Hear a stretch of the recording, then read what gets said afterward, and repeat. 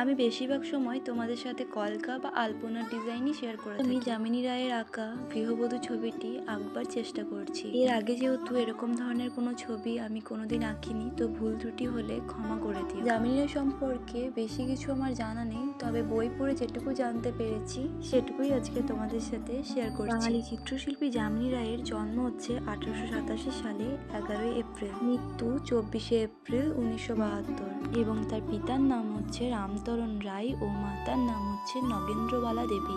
তার চিত্ররূপগুলি হচ্ছে সাঁওতাল জননী ও শিশু, নিত্যরত সাঁওতাল, মা ও শিশু, রাধাকৃষ্ণ, কৃষ্ণলীলা ও নারী বিষয়ে ও তার দুই সঙ্গী সাঁওতাল যুবক যশোদা কৃষ্ণ, কৃষ্ণ ও বলরাম, নিত্যরত গোপী, এগুলি তার চিত্ররূপ ছিল। কোথাও ভুল ত্রুটি হয়ে থাকলে ক্ষমা করে দিও।